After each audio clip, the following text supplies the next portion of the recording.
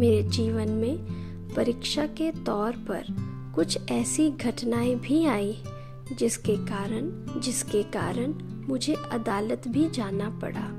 जाने से पहले हमारे वकील ने मुझे कुछ ऐसी बातें सिखाकर अदालत में बोलने के लिए भेजा था, पर मेरे अंतर विवेक को नहीं भा रही थी। जब मैं अदालत के कटघरे में गई तो मुझे बाबा की बहुत गहरी याद आई। मैं अपने को मम्मा का स्वरूप अनुभव करने लगी और अपनी देह को भी भूल गई।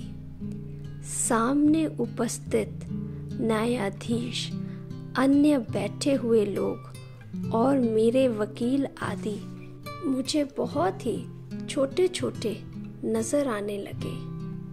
मुझे अंदर में ऐसी प्रेरणा आने लगी कि मैं जो कुछ भी कहूँगी वह एक सत्य परमात्मा की याद में सच ही कहूँगी। ऐसा मनोबल मेरे में पैदा हुआ। इतने में ही मैंने अपना बयान देना शुरू किया। मेरे वचनों को सुन करके न्यायाधीश बहुत ही प्रभावित हुए। उन्होंने उस केस का मेरे पक्ष में फैसला देते हुए मुझे विजयी घोषित किया।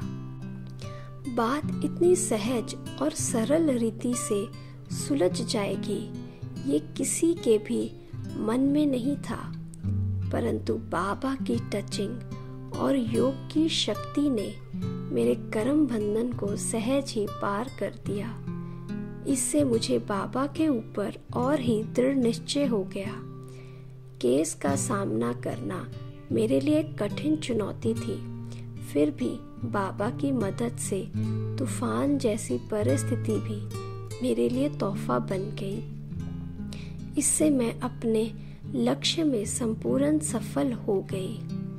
बाबा ने मुझे इस प्रकार शेरनी शक्ति बनाया। मैं अबला से सबला, निर्बल से बलवान बन गई। मुझ में उस प्रभु के प्रति अपने जीवन को न्यौछावर कर देने की अभिलाषा पैदा हुई।